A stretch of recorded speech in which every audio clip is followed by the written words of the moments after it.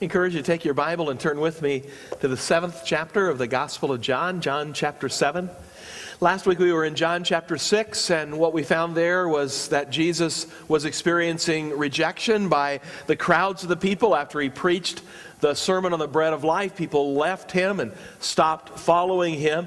And that rejection carries over into John chapter 7. But what we find in John 7 is not just the simple rejection that we saw in John 6, but rather now it has ramped up to the place where they are beginning to plot to take Jesus' life.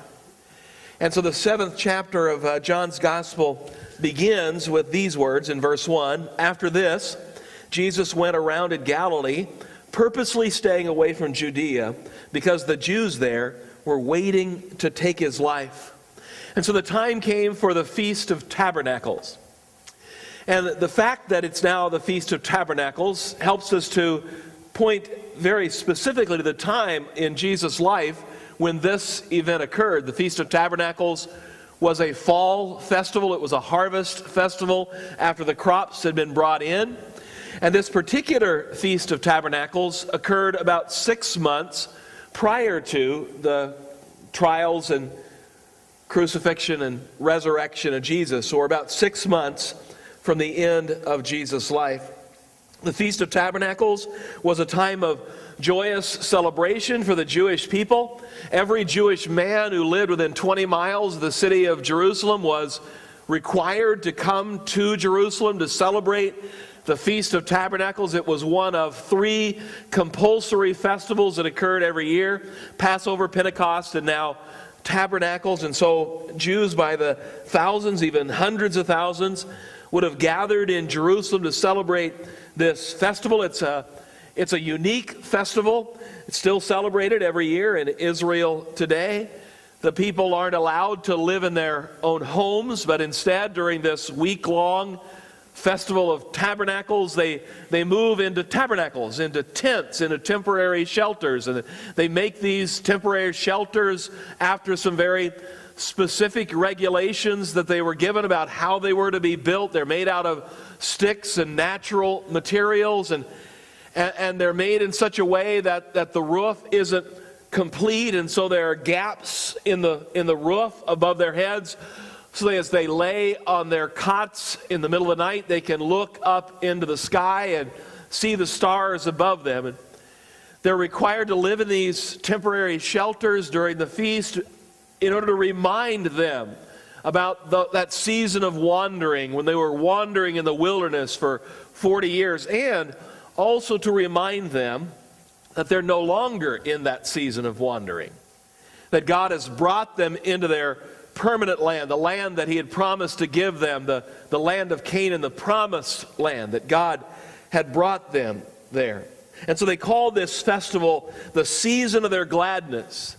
And it was marked with joyous and exuberant celebration among the people. It lasted for 7 days, at least originally it lasted for 7 days, and then eventually they added an 8th day to it. I guess it was so much fun, they wanted to continue to celebrate for another day. And at the center of the celebration was a daily ceremony, and that's the ceremony that I want you to picture, because this particular ceremony helps us to understand what Jesus is going to do and what Jesus is going to say as we read the story in John chapter 7.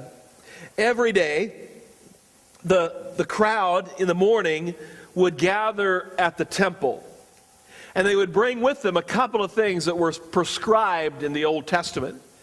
They would have in one hand a piece of citrus fruit, and they would have in the other hand this bunch of limbs and branches. It's called a lulab. And it's not any old bunch of limbs and branches. It was 3 specific branches that every Jew carried to this daily ceremony. There was the branch of a palm tree, there was the branch of a willow tree, and there was the branch of a myrtle tree. Those 3 branches were carried specifically to remind them of 3 phases of the wilderness wanderings that they had gone through earlier in their history. And on that particular time when they gathered at the temple, they were waiting outside the temple for the priest to come out.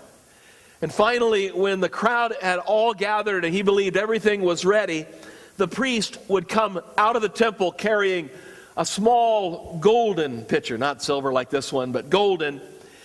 And when they were all ready to join him, he would begin leading the procession of the Jews away from the temple, through the streets of the city of Jerusalem, out of the gate, outside the city of Jerusalem, to the pool of Siloam.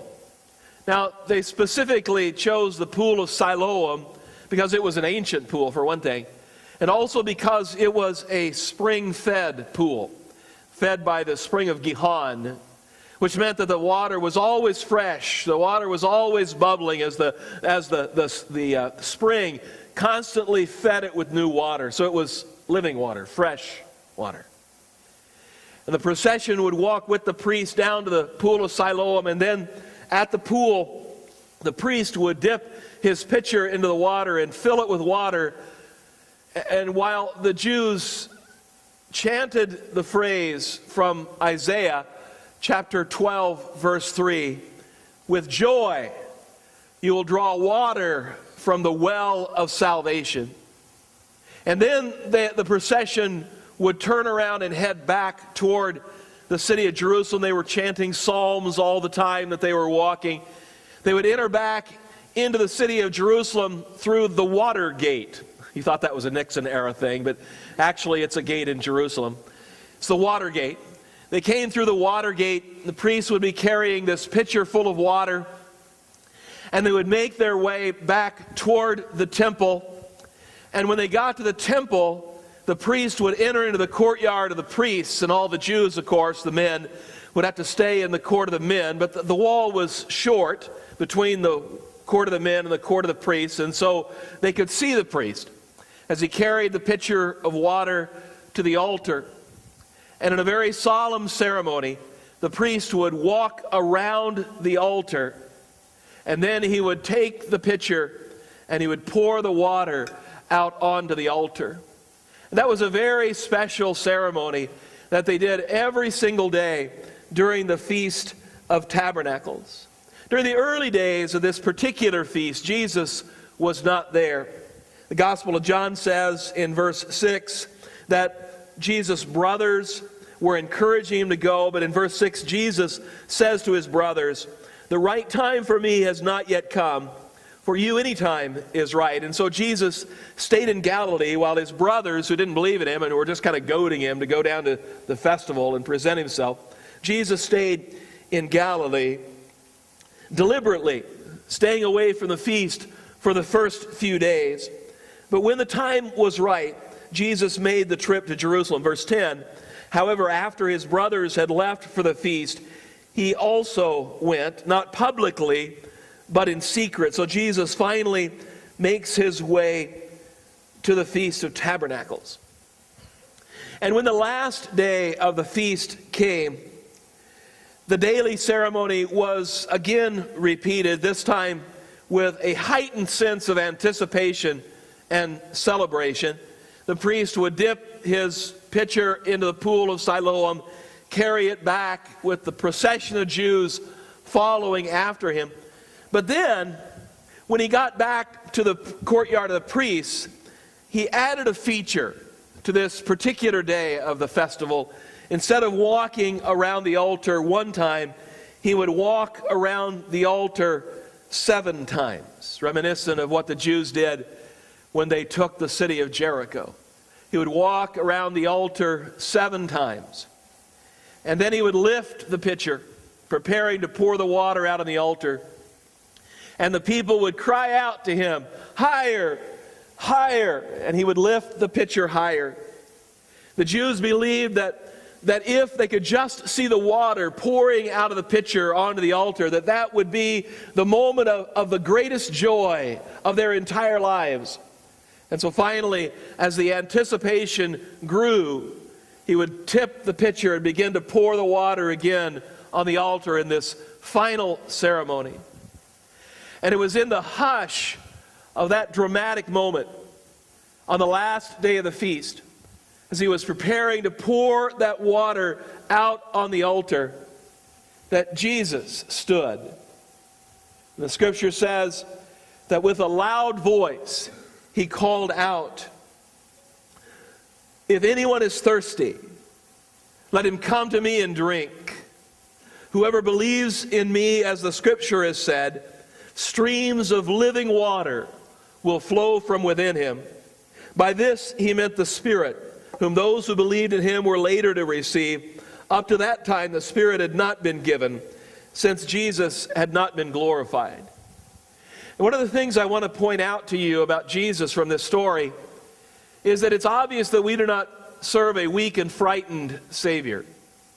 Here in this moment when every Jewish man who lived within 20 miles of Jerusalem was in the city, and every priest was there at the temple, and every member of the Sanhedrin was there at the temple, and every Pharisee was gathered there at the temple.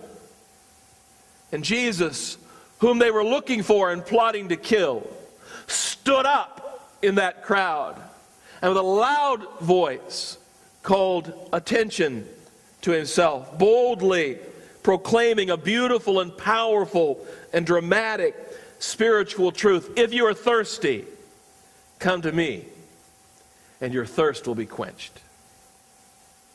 All people are thirsty. One of the tragedies is that people seek to satisfy their thirst with a lot of things other than God. They think that a new car will satisfy, a bigger house, a better job, more education, a new experience, a different lover, 1,000 other things they think will satisfy. And God spoke of their efforts to find things that will bring them satisfaction and fulfillment when he spoke through the prophet Jeremiah in Jeremiah chapter 2, "My people have committed two sins. They have forsaken me, the spring of living water, and have dug their own cisterns, broken cisterns that cannot hold water." The novelist Somerset Maugham, the end of his life was empty, miserable, and fearful of death. The last line in his autobiography, the summing up, is most revealing. He says, "The beauty of life is nothing but this, that each should act in conformity with his nature and his business." What Mom was saying was that the beauty of life is when each man does his own thing, finds his own way, does what he wants to do. But in Somerset Maugham's life, that brought tragedy. It left him empty, miserable, fearful of death, because he dug a broken cistern that would not hold water. I've experienced thirst, real thirst. A group of us from Suburban went to Haiti back in 2000, I think it was, to help build the building for the sister church that we have there and the school that we support at Fons Cheval. Foundation had already been laid by another group that we'd sent earlier. The block walls of the church had already been built, and our job was to put the roof on the building. It was the middle of the summer, and it was hot in Haiti in the summer, and it was hard work building those trusses by hand and putting the roof on that building. Fons Cheval is an out-of-the-way place. It was hard to get to then, a little easier now because they've improved the roads. It was about 30 miles outside of Port-au-Prince. It took you about an hour and a half or so to get there, that 30 miles, when we were there in 2000. And it's in the mountains, and there isn't any water there. I mean, there's no water piped to Fons Cheval for any of the hundreds of people that live in that village. There is no well at all in Fons Cheval. There's this little kind of dirty stream or pool of water that the people of Fons Cheval, some of them drink out of, but we couldn't drink out of that because we weren't used to it, and it would have been dangerous to our health to do so. And so we relied upon bottled water and sealed packets of water. And one day as we were working in the heat, putting the roof on, we got busy with our work, and we didn't realize we were running low on water, and we ran out. And it was miles to the nearest place where you could get water. And so we sent someone to get water for us, but it seemed like it took them a long time to bring the water back. And we all got thirsty was thirstier then than I've ever been, thirstier than I've been since, too. I've experienced spiritual thirst, too. It's an emptiness that you have in your life because there is no satisfaction. There is no fulfillment. You aren't sure what life's meaning and life's purpose is all about. Spiritual thirst means to be unsatisfied, unfulfilled, and still searching for the meaning of life. And there are a lot of people who use those kinds of words to describe their life, including a lot of celebrities and people who seem to have it made, power brokers and wealthy investors and regular people too. They all, without Jesus, use those kinds of words to describe their life.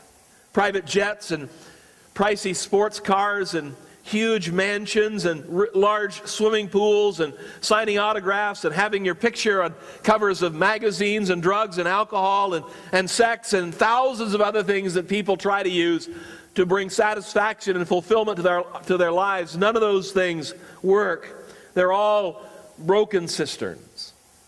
Prince Charles, who's one day become King of England, says that his biggest fear is to live a life of irrelevance. Shia LaBeouf, who's a young, handsome movie star with credits like Disturbia, Transformers, and Indiana Jones. He's a celebrity, he's rich, and he's famous. Top of his shoulder, he has a shackled hand tattooed there. And a reporter asked him why, and he said, "It's like an artist drawing his own prison. Just life. That's where I'm at." In another interview, he said, "Sometimes I feel like I'm living a meaningless life. I know I'm one of the luckiest dudes in America right now. I have a great house. My parents don't have to work. I've got money. I'm famous.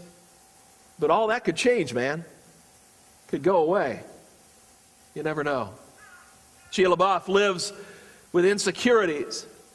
The reporter asked him about that one time, and he said, "I don't know where all this insecurity comes from, but it's like a God-sized hole. If I knew, I'd fill it, and I'd be on my way." A God-sized hole. He didn't make that phrase up, by the way. Blaise Pascal, after he died, his book Pensies was published, and in that book, in 1670, he said, "There is a God-shaped vacuum in the heart of every person, and it can never be filled by any created thing. It can only be filled by God, made known through Jesus Christ." Meaningless, meaningless, says the teacher. Utterly meaningless. Everything is meaningless. That was the place to which Solomon had come when he tried to find satisfaction and fulfillment and meaning in all the pursuits of life. He tried wealth, he tried wisdom, he tried pleasure, he tried achievement, and in none of those places did Solomon find meaning. They were all broken cisterns. So he concluded his book of Ecclesiastes with this conclusion. Here is the sum of all things. Fear God and keep His commandments, for that is the whole of man. It's all that life is about. Fear God and keep His commandments. The emptiness that can be felt in every heart can only be filled by God, made known through Jesus Christ. Jesus offers Himself as the living water to satisfy the thirst of any who will come to Him. Stephen Covey has become kind of a modern-day life change guru, at least in the last 30 years or so. He published his seminal work, The 7 Habits of Highly Effective People, in 1989, and it was a long-time bestseller. Through extensive research and life experience, Covey discovered some secrets, some keys to a successful life. Not just successful in career terms, not just successful in financial terms, but successful in other ways too. His book and his subsequent books talk about balance in life. They talk about priorities. They talk about the inner life. They talk about continuing to learn and other important, often hidden keys to what makes life effective, what makes life successful. What Covey offers is a good system, and many people have used it to increase the effectiveness of their lives. There have been those through the years, and there are many still today, who kind of look at Jesus like he's another Stephen Covey, that he came to offer something similar to what Covey offers, the secrets of a successful life, the keys to how to be effective in the way that you live your life, a life system by which your life can be ordered to achieve success and well-being. So listen to the golden rule and live by that. Hear what he says in the Sermon on the Mount and give your life to ordering it after those things. And the other key teachings of Jesus, they form the basis of Jesus' system of life for such people. Learn and apply those principles and your life will be well ordered. It'll be successful. It will be effective. To such folks, Jesus is just a good teacher, a great teacher. Maybe the greatest teacher who's ever lived, made great by the secrets of a well-ordered life that Jesus offered, that Jesus taught. And indeed, Jesus did offer life-changing principles for us as we apply them to our lives. He is a good teacher. He's a great teacher. He is the greatest teacher who's ever lived. But listen to this. The teachings of Jesus do not form the core of what Jesus came to offer to men and women. The teachings of Jesus do not form the core of what Jesus came to offer. Jesus did not come to offer us a life system by which we can have well-ordered, successful, and effective life. He came to offer himself as the living water. Listen to these radical statements that Jesus made. They're absolutely incredible claims that Jesus made about himself. There was fear and uncertainty among Jesus' disciples. Jesus was talking about things that were yet to come, and they were frightening things that Jesus was talking about. In the midst of that fear, Jesus offered these words: I am the way and the truth and the life. Note that Jesus did not say, I'm going to show you the way. Jesus did not say, I offer you the life. Jesus did not say, follow me and I'll walk you in the path of life. Jesus said, I am the life. The life that Jesus offered was not a system of living, but rather the life that Jesus offered was in a person. To know, to love, to follow. Jesus arrived in Bethany. It was a few days after the death of his friend Lazarus. And when he arrived, the word of his approach came to Martha, Lazarus' sister, and Martha went out to the edge of the city, the village, to meet Jesus as he came into the village. And there Jesus said to her, I am the resurrection and the life. Jesus didn't say, I think I found the key to resurrection. Jesus did not say, I'm going to show you how to have eternal life. Rather, Jesus made the radical statement, I am the resurrection. I am the life. Life is in knowing and loving and following the person of Jesus. Not just his teachings, it's following the person of Jesus Christ. And read through the rest of the Gospels, you'll find those kinds of incredible statements made time and again by Jesus. John chapter 6, I am the bread of life. John chapter 8, I am the light of the world. John chapter 10, I am the gate for the sheep. John chapter 10, I am the good shepherd. John chapter 15, I am the true vine. In all of those statements, Jesus was affirming what we need for life. Real life. Life of satisfaction and fulfillment. Life of meaning and purpose. Not a religious system. Not an organization. Not a teaching to follow. But a relationship with a person. To know Jesus himself, to love Jesus himself, to follow Jesus himself. Jesus offers himself as the living water who will quench our deepest thirst. There is a thirstiness in our world that you can almost see everywhere that you can look. All across our country, marriages are disintegrating and being destroyed. And what's happening across our country is happening in our county too. In 2009, there were 445 marriage certificates issued. That's the last year that I could find the statistics. And there were 445 marriages, 248 divorces granted. Marriages are disintegrating and being destroyed in our county. And for the most part, marriages don't end because of the reasons we think they might. Adultery is not even close to being the number one cause of divorce. It's simply that many relationships die. And often the relationships die because people are thirsty. They're unsatisfied and unfulfilled.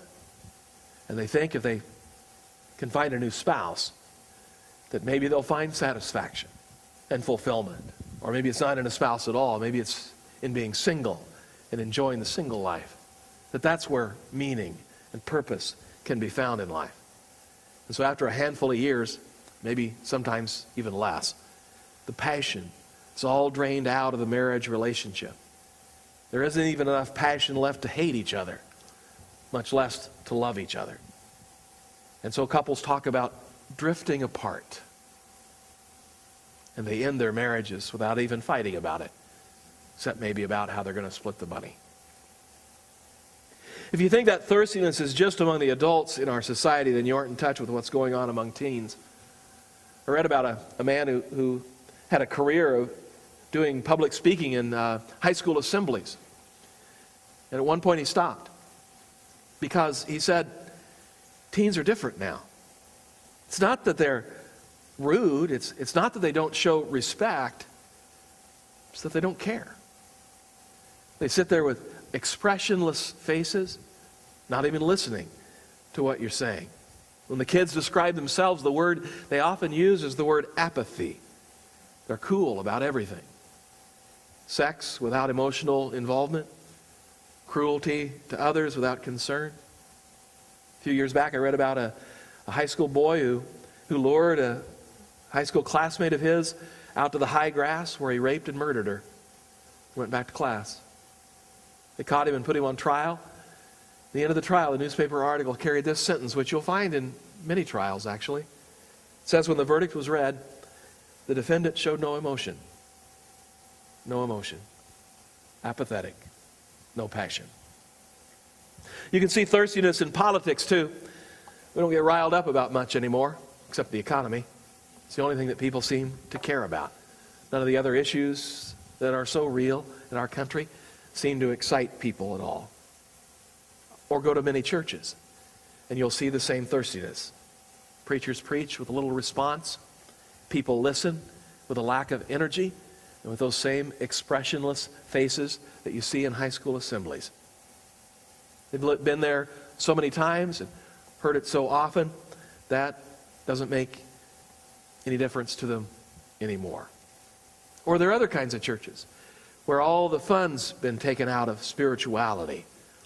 That you can't have fun, you must not play, there are just a whole lot of rules that you need to obey. But that's not the spiritual life.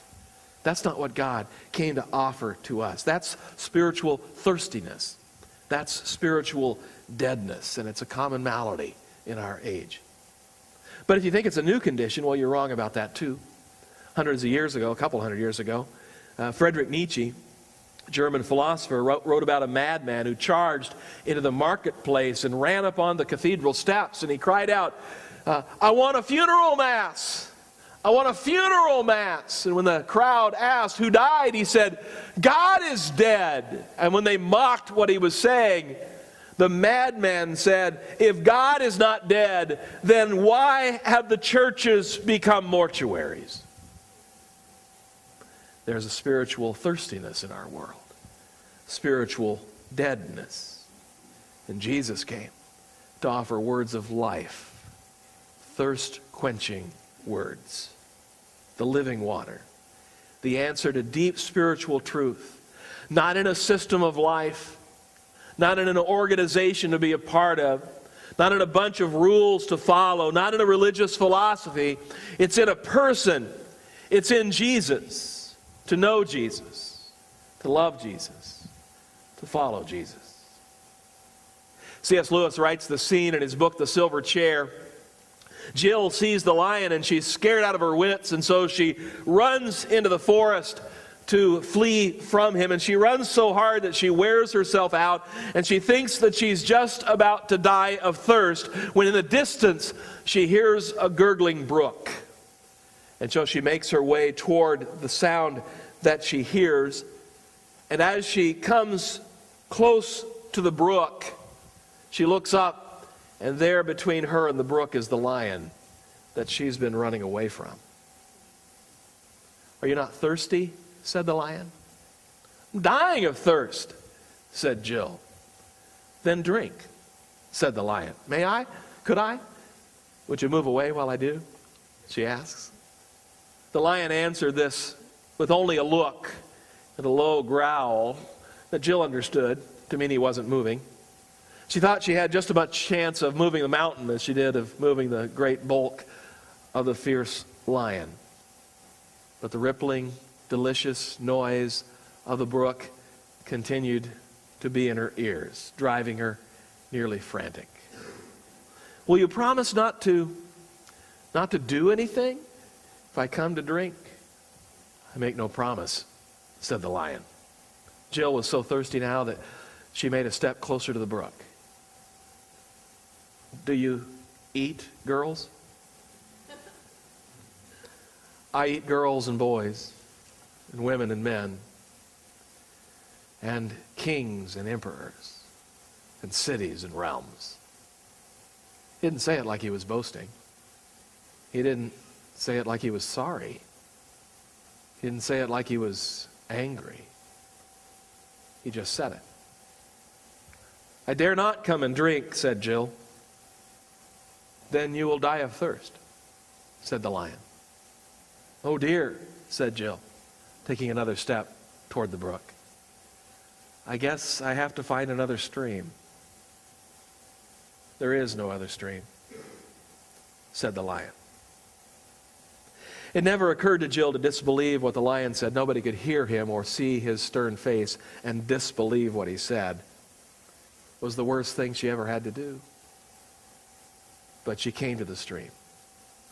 She knelt by the water and dipped her hand into the water and brought it to her mouth. It was the coldest, most refreshing water she'd ever tasted. When you come to the water, you have to come to the lion. And you have to come on his terms. You have to yield yourself by faith to get to the water. A hush fell over the crowd at the dramatic moment as they were waiting for the water to pour out of the pitcher. And in that dramatic moment, Jesus stood. And in a loud voice, he said, "Come to me, all who are thirsty, and drink. Whoever believes in me, as the scripture has said, streams of living water will flow from within him." I was thirsty. And so I came to Jesus, the living water. And what I found in him then, and what I still find in him today, makes me love him more and more and more. Let's pray. Father God, we thank you for Jesus, the living water, who satisfies and fulfills, who shows meaning and gives purpose. And Father, today, we come to the water to drink because we're thirsty. We recognize we need Jesus. We need what he offers. So we bow before him today. In Jesus' name, amen.